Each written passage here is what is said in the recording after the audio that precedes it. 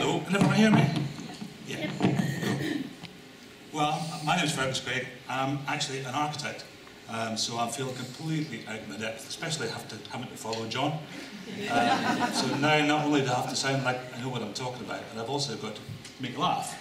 So I'm just going to go and sit down again now. So I'm not a health professional, and I've got no experience of the health professions other than being the subject of their experimentation over the past 30 odd years, and a short course in human nutrition courtesy of the Open University, which taught me to pretend that I believed in what they said. So why am I here? Well, maybe I can shed a little light on my take on things just by giving you a brief story of my journey towards a low carbohydrate diet. I don't like to give it a label or be evangelical about low carbohydrate, but it's simply the way things are, and that's how I live. To go back to the glorious day when I was diagnosed, I was a young teenager, 1981. Anyone remembers Adam and the Ants and the Human League? That was the day. I noticed I was getting slimmer, and when I was just starting to get interested in girls, the idea of getting slimmer just seemed too good to be true. I thought, yay, if I get slimmer, maybe they'll get more interested. But I kept getting slimmer and slimmer and slimmer until my clothes started falling off me, and I thought, nah, this is a problem, better go and get this sorted out. So I had a word with the GP, who took one look at me and said, is there any history of type 1 diabetes in your family? And I said, no. And he said, well, there is now. Thanks. So the diagnosis was pretty horrible, actually. I spent a week in the hospital, and just to reassure you, the NHS isn't really in a cash crisis now, but it was in 1981. I remember there were no beds available in the hospital at all, other than in the geriatric ward. So I spent a week in there with a different neighbour every morning when I woke up, so that was pretty bleak. What was more bleak, a longer term for me, was that the only way to test whether or not you were having any success with keeping on top of your blood sugars was a lovely process called urinalysis. Essentially, you dropped a tablet in the test tube, you peed in the test tube, you put some water in the pee in the test tube, and then you waited for half a minute or however long it was, and it would turn a colour. And you then matched the colour against the chart, and the chart told you how much sugar you had just peed. Which is pretty useless, really, because it doesn't give you any idea of what your blood sugar is. It just tells you if you've screwed up. So what do you do when you're a teenager and you keep being told you've screwed up? You just ignore it. So that worked well for me for 10 years. Just ignore it and carry on. The other predictions weren't great. It told me, well, type 1 diabetes in your teens, you're probably going to have a life expectancy between 50 and 60. Cool. Didn't really matter then, because you had a long way to go anyway. But the prospects were bleak, whichever way you looked at it. Fast forward 10 years, and these things were invented, or at least not invented, but they became widely available. Blood glucose meters. So suddenly, almost overnight for me, you could tell before, after, whenever you wanted, essentially, you could tell what your blood glucose was. And all you have to do is stick a little sensor in there, and they're prescribed, luckily for me, for free, a little drop of blood on the end of it, and within 5 seconds, you know how much sugar is in your blood. Now that's brilliant. What an innovation that was, because it tells you if what you've just eaten isn't being terribly good for you. And it allows you to keep control of your blood sugars on a forever, in theory. You non-diabetics should be so lucky. Are there any diabetics in the crowd? Oh, there are. Cool. Type 1, type 2? Type 1. Oh, the best type. Definitely. Well, what I discovered through testing myself suddenly, because I had the ability, was that the healthy diet, just like John's healthy diet, the healthy diet I'd been following, which was, for 16 years, a vegetarian diet, lots of pasta and starch and bread and potatoes, no meat, lots of tofu and that sort of thing. It told me that every time I ate that stuff, my blood sugars went through the roof. If any of the numbers you could have seen on there, well, they're the kind of numbers that the England cricket team would have been really proud of. So it became clear pretty quickly. Well, it didn't become that clear because I decided that the only answer, if I was full on what was already a healthy diet, and I had this condition, and the numbers on the machine weren't very good, then I'll do the same as I did with the test tubes, just ignore it. So another 10 years later, and suddenly, well not suddenly, but gradually, I was much bigger. I was tipping 17 stone. And so, just as my diagnosis in '81 had been a great idea, from the vanity point of view, this became a vanity project. My need to lose that weight became pressing. I had to do it. And the question was how, because I couldn't imagine myself ever being hungry. I just couldn't sustain that. So I had to find another way of doing it. And as luck would have it, I actually read a small article in the Scotsman the very week that I decided this was something I had to do. I read this article in the Scotsman, which essentially said, the starches you're eating are going to send your blood sugar high. If your blood sugar is high, your body's going to convert that into body fat. Not only that, but it's going to prevent you from burning the body fat that you've stored so patiently all these years. And so the only long-term solution is to lower your blood sugars by avoiding the starches and by eating meat. I thought, well, that's a bit of a logical leap for me, being a vegetarian of 16 years standing. But just as John did, I secretly ate chicken for a while. And I noticed immediately that the difference was pronounced. My blood sugars were suddenly much better. The condition was much more controllable. My blood sugars, after a little bit of testing and a bit of experimentation, my blood sugars became non-diabetic. They became what yours would be. And being an architect, I like to keep records of things and charts and things like that. It's great. So I kept a chart of what had happened to me over the course of 12 months from that date. And essentially that was my weight at the top there. And I lost that weight consistently over 12 months. My insulin doses, which is a very important issue for all of us, my insulin doses dropped to 26% of what they'd once been. My HbA1c, which to those of you not in the know, is something called glycated hemoglobin, and it's a measurement of how successfully blood glucose control has been over a period of time, because sugar adheres to the blood cells, and your HbA1c test tells you how much sugar is stuck to your blood cells. So my HbA1c, from being in what was and still is the danger zone, over 8%, or it's not 8%, it's 8 something. Yeah, is it 8%? Anyway, it has dropped down to a non-diabetic level, down to 4.5, and it's been there for the past 10 years.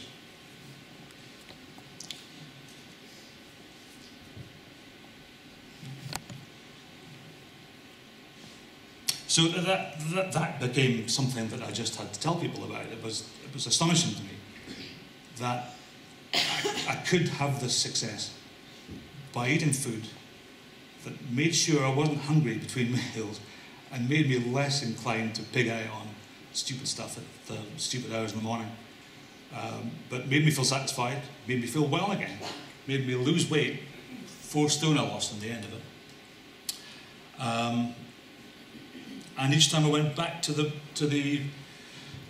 diabetic clinic and they tested my blood sugar, they thought, this is a mistake, surely there's something wrong here. If we mix your blood sample up with someone else's, we'll go away and check and come back and say, no, that's right.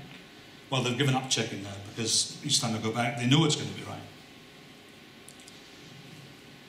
So 15 years later, after I had that Damascene moment and discovered that chicken was good, I've kept at it. I'm doing much the same as John described, eating a diet that's essentially meat and fish and eggs and cheese and butter and lots of green veg. that kind of thing. It's just great for me. It keeps my blood sugar stable, it keeps them non-diabetic, and it makes me a smug piece of work. Essentially, that's all I really have to say. If anyone has any questions, feel free. Got any questions?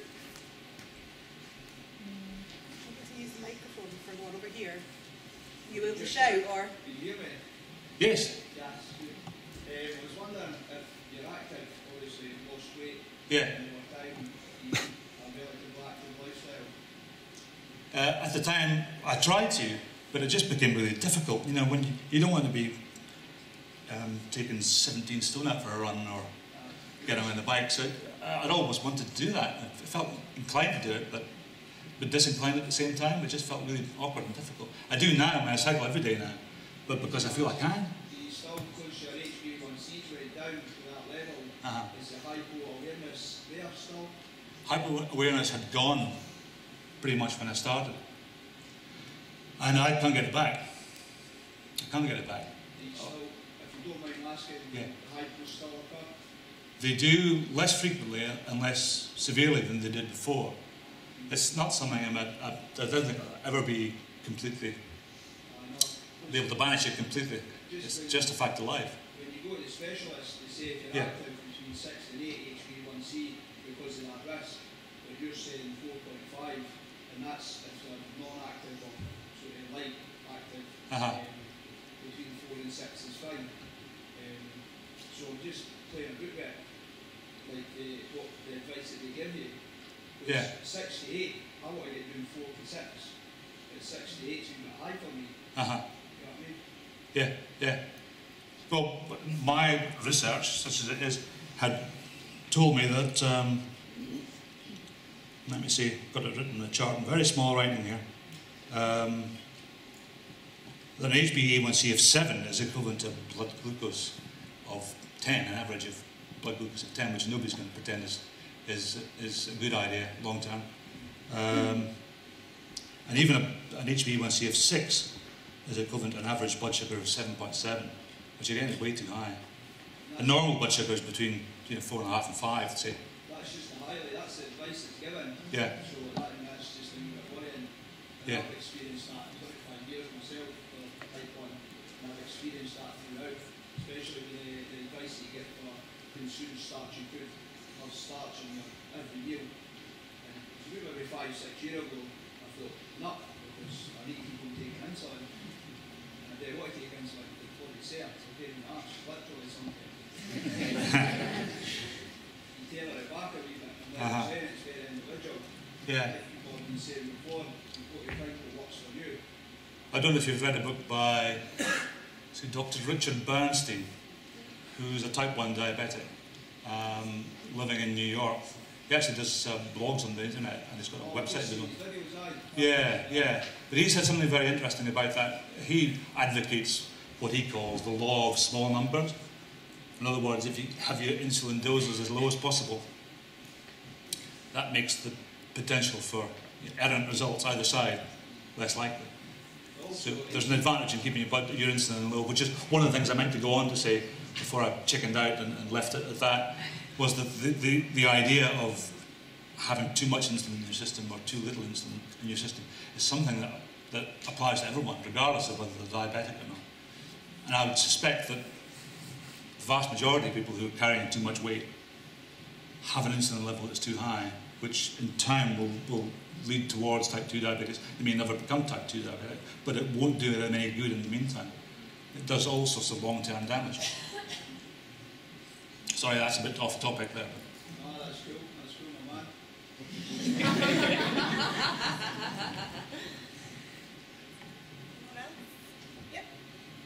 I have a question kind of to all the nutritionists here. Like, as a lay person with a keen interest in nutrition, I find that it's a minefield and that it's full of very, very contradictory information. And the main takeaway points for me from today are eat a healthy whole food diet. I get the advice to keep up your healthy fats and that a low-fat diet is not necessarily a good idea. I get that it's good to keep an eye on your glucose index and that you don't want to be stuffing yourselves with pasta and carbs. But I was wondering where you fit in the, if some of you have seen the film Forks Over Knives or are aware of the China study, where you fit in the amount of protein, animal protein that you're eating. And you know, the fact for me that stood out and that's stuck with me from the China study seems to be this experiment in animals that if you raise your protein intake over a certain percentage or amount, then you're switching on genes that are likely to cause you cancer. That's my question. I think we could probably have a whole day's talk on that topic as well. The one thing I'd recommend about that is if you go to a blog written by Denise Minger, it's called rawfoodsos.com. She also wrote a fantastic book called Death by Food Pyramid, which I highly recommend you get, and it talks about the China study and kind of the inconsistencies that's in that, because the China study itself is a study that has looked at many different things, and the bit that you're talking about is by T. Con Campbell, where he talks about protein and cancer risk and stuff like that. But he kind of only focuses on one area, then in another area of China, the protein is the highest out of all the areas of China, and they have the least amount of cancer. They're doing it in animal experiments too, right? It's like it's a population study and it's a laboratory study. A lot of it's cause and correlation as well. So a lot of the data is epidemiological data, so you can't determine that exactly what's causing it. So it goes back right, look at the fat aspect as well. So Ansel Keys, who was the very first person to document about saturated fat, and actually a lot, when you look at the data now, is not how it should have been reported. It's very cherry-picked, etc. And with the China study, there is a good debate between Colin T. Campbell and Eric Westman as well, which you can probably find on YouTube, debating both sides of it. And you can see the counter-arguments within there. A lot of the aspects when it comes to protein as well, so there's a lot of people think that obviously higher protein is very detrimental. Again, that's based on a lot of studies that are now being proved to not be able to show cause and effect with it. There's a lot of work that's even come out of Australia, particularly looking at low-carb diets, and what they have found is that for those individuals who've got normal functioning bodies, normal functioning kidneys, for example, having a higher protein content will not have an impact on your kidney function. So it is, I know exactly what you mean, it's a minefield for us, it is a minefield for everybody. And as well, kind of with the dietary advice that we're talking about, it's not high protein. The point is that it's low carb, moderate protein and high fat. So I don't recommend kind of the protein going above 30%, but having it somewhere kind of between 15 to 30% of your diet is perfectly safe. But the point is that the majority of your calories is coming from fat if you're trying to become healthier and slimmer possible. The real boost. Without wishing to sound self-congratulatory, I've got my blood tests here, a recent one, which show exactly as you've been saying, that the predictions when I was first diagnosed were that your kidney function after 30 years, which is the period of time I've had it, would be around 30%, give or take, 30% of what it ought to be, or what it was at the outset. And this shows my kidney function is off the charts better than the best that they would expect it to be. So that's with eating a lot of protein. Does anyone have any other questions, Fergus, at all? Thanks. Thank you very much.